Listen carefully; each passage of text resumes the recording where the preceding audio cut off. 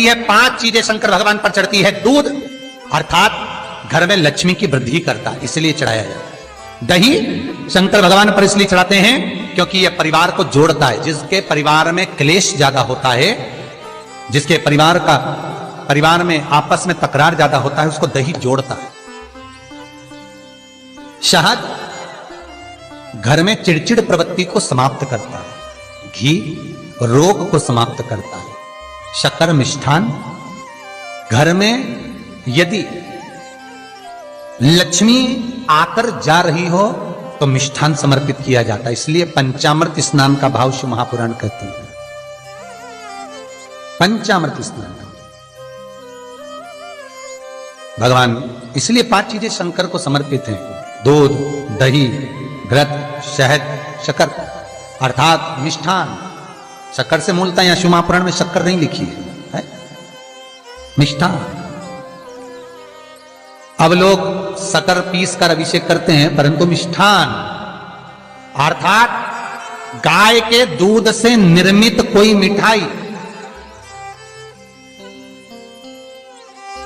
और उस मिठाई से भगवान शंकर का अभिषेक। अब लोग भले शक्कर रखने लगे शंकर जी के अभिषेक में, पर यहां शक्कर नहीं लिखा है, यहां मिष्ठान।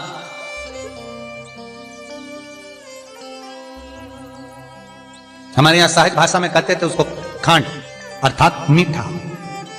शिव महापुराण की कथा कहती है दर्पण इतना बड़ा ले लो। बंदर वाला अगर दर्पण वाली नहीं तो इतना बड़ा दर्पण लो, हनुमान जी के मंदिर में जाकर, क्योंकि हनुमान शंकर का ही अवतार है। हनुमान जी के मंदिर में जाकर हनुमान जी के उल्टे पांव का थोड़ा सा सिंदूर, चरण का थोड़ा सा सिंदूर एक कागज में लेकर आ जाइए। और हनुमान जी के छोटे भाई, हनुमान जी 6 भाई हैं, उसमें गतिमान, हनुमान जी के छोटे भाई गतिमान का नाम लो, और गतिमान का नाम लेकर उस दर्पण पर सिंदूर से त्रिशूल बना दो। सिंदूर से त्रिशूल बनाकर उस दर्पण को घर के बाहर, दर्पण का मुख बाहर की ओर, ऐसे बाहर की ओर मुख कर कर दर्पण को घर के बाहर या दरवाजे पर, बिल्डिंग पर, ऊपर जाली में, फ्रंट में कहीं पर भी उसको लगा दीजिए। महाराज केवल शंकर का स्मरण कर कर, गतिमान का नाम लेकर, हनुमान के उल्टे पांव का सिंदूर का त्रिशूल बनाकर जो दर्पण को लगा देता है, आपको 1 महीने के अंदर अंतर मालूम पड़ जाएगा कि पिछले जो महीने निकले हैं उस महीने का अंदाजा लगाना कि घर में लोग कितने बीमार पड़ते थे, और इस दर्पण को लगाने के बाद बीमारी कम हुई कि नहीं हो कम तो ठंडा कर देना, क्या जा रहा है, पर करके जरूर देखना। विश्वास रखकर करोगे, भगवान शिव का अनुमोदन कर कर, भगवान शंकर पर विश्वास रखकर करोगे तो बीमारी घेर नहीं सकती। अकाल मृत्यु हो मरे जो काम करे चंडाल का, काल उसका क्या बिगाड़े जो भक्त हो महाकाल का। शंकर की आराधना करने वाला, शिव का स्मरण करने वाला, शिव को निवेदन करने वाला, शिव अर्चना में डूबने वाला, शिव का अनुमोदन करने वाला कभी दुखी नहीं हो सकता। तो शिव महापुराण की कथा कहती है शंकर को जितना जल प्रिय नहीं, शंकर को जितना बेल प्रिय नहीं, शंकर को जितना शमी प्रिय नहीं, शंकर को जितना दूध दही प्रिय नहीं, शंकर को अगर कुछ प्रिय है तो सत्य प्रिय है। सत्यम शिवम सुंदर। इसीलिए हमारे यहां शास्त्र कहता है, ब्रह्मा जी केतकी के फूल को लेकर आए, उसने झूठ बोला। ब्रह्मा जी गाय को लेकर आए, शंकर भगवान के सम्मुख में झूठ बोला। ब्रह्मा स्वयं झूठ बोले तो सिर कटा। कर्मनाशा नदी प्रकट हुई। और शिव महापुराण की कथा कहती है शंकर को सत्य प्रिय है, अगर झूठ बोला है। इसीलिए शिव महापुराण का स्पष्टीकरण किया जाए, वर्णन किया जाए, तो पहले के समय में अदालत नहीं होती थी, पहले के समय में पंचायत नहीं हो सकती थी, पहले के समय में कोई सभाएं नहीं होती थी, पहले के समय में कोई निर्णायक मंडल नहीं होता था, पहले के समय में केवल एक निर्णय होता था। गांव के लोग ले जाकर शंकर के मंदिर में खड़ा कर देते थे और कहते थे उठा गंगा जली, और कहते तूने ऐसा नहीं किया। गंगा जली उठाकर कह दे कि तूने ऐसा नहीं करा। क्यों गंगा जली उड़वाते थे? क्योंकि लोगों ने शिव महापुराण सुन रखी थी। शिव महापुराण में श्री वेद व्यास जी वर्णन करते हैं कि शंकर के मंदिर में, शंकर के ओतले पर, शंकर के मंदिर के अंदर, शिव की चौखट पर, शंकर के अनुमोदन में, शिव महापुराण के अंतर्गत शंकर के अनुमोदन में, शिव मंदिर में, शिव चौखट पर अगर कोई भूल से भी झूठ बोल देता है तो उसकी जिंदगी नरक जैसी निकलती है महाराज। इसलिए कहते तो उठा गंगा जली और कहते तूने ऐसा नहीं। बोल दे। आपके भी जीवन में अगर किसी को कष्ट है, फिर निवेदन करूंगा, मंदिर में अगरबत्ती भले मत लगाओ, मंदिर में दीप भले मत जलाओ, मंदिर में पेड़ा भले मत चढ़ाओ। अगर आपके मोहल्ले में, आपके पड़ोस में, आपके परिवार में, आपके नजदीक में अगर कोई दुखी है, कष्ट में है, उसको यदि प्रेम की वाणी भी बोल ली है, एक रोटी भी प्रेम की खिला दी, किसी के चेहरे पर इस्माइल ला दी, तो मंदिर में दिया जलाने के बराबर है साहब। मंदिर में दीप जलाने के लिए बेलपत्र भगवान माता पार्वती के अश्रु से है, रुद्राक्ष भगवान शंकर के अश्रु से है, शमी दोनों के मिलन से। जैसे एक मुखी से लेकर 14 मुखी तक रुद्राक्ष होते हैं, आपको पहले भी कथा में कहा, एक मुखी से लेकर 14 मुखी तक रुद्राक्ष होते हैं। सभी रुद्राक्ष का अपना अपना एक मंत्र होता है, अपनी अपनी एक साधना होती है जिसके अनुसार रुद्राक्ष काम करता है। एक मुखी रुद्राक्ष लक्ष्मी की वृद्धि के लिए होता है। कभी मौका मिले तो एक मुखी रुद्राक्ष का दर्शन करना। पर एक मुखी रुद्राक्ष जितना छोटे से छोटा होता है, जितना छोटे से छोटा होता है, उतना सुख दे। एक मुखी रुद्राक्ष लक्ष्मी की वृद्धि के लिए होता है, कार्य सिद्धि के लिए होता है। कोई भिखारी से भिखारी, गरीबड़े से गरीबड़ा भी अगर धारण कर ले, उसके घर में एक मुखी रुद्राक्ष अगर प्रवेश कर जाए तो सुख का अनुभव करा देता है, संपदा का अनुभव कराता है, सरस्वती का भाव प्रकट करता है, वैभव का भाव देता है।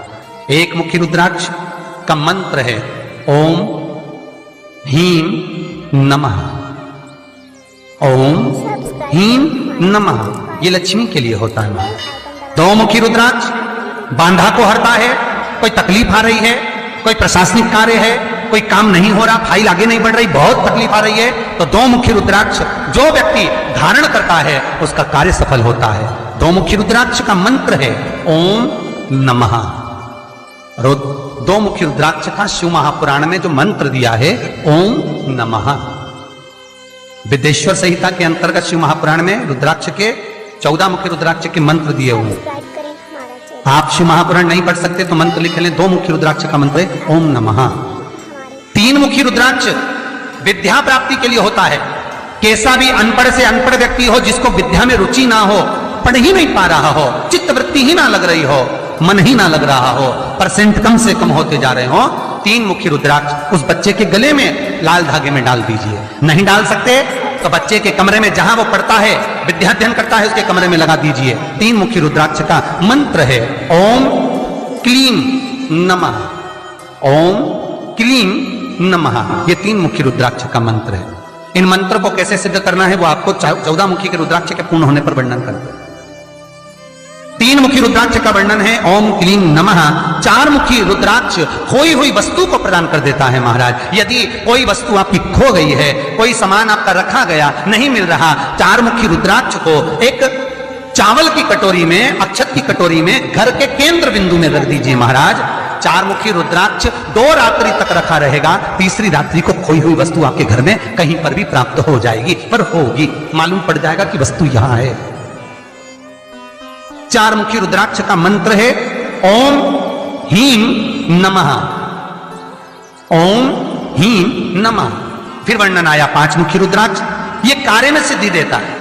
व्यापार नहीं चल रहा हो, कोई नई दुकान खोली हो, नई फैक्ट्री खोली हो, नया कोई कार्य करने जा रहे हो, नहीं हो रहा है, पैसा लग रहा है पर आवक नहीं हो रही है, तो 5 मुखी रुद्राक्ष फल प्रदान करता है। इसका मंत्र है ओम ह्रीं नमः। ओम ह्रीं नमः। 6 मुखी रुद्राक्ष अटके हुए काम को सफल बनाता है।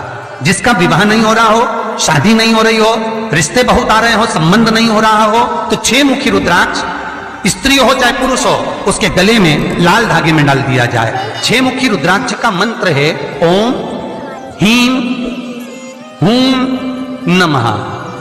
ओम ह्रीं हूं नमः, ये 6 मुखी रुद्राक्ष का मंत्र है।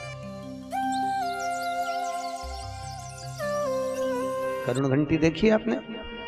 वो बजाते हो गरुण जी महाराज की घंटी। ये घंटी का नाद कहां कहां करना चाहिए? गरुण घंटी का नाद किया जाता है सबसे पहले भगवान के सम्मुख में, ठीक है।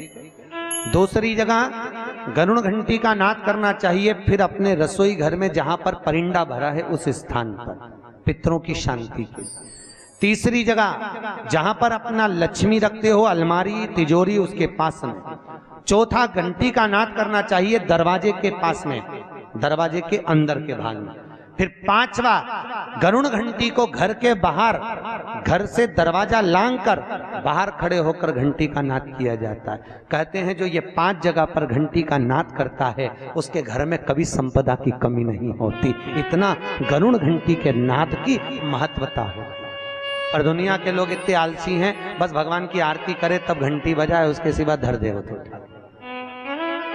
उसको मालूम ही नहीं कि घंटी कितनी जगह बजाना चाहिए, घंटी का नाद क्यों करा जाता है।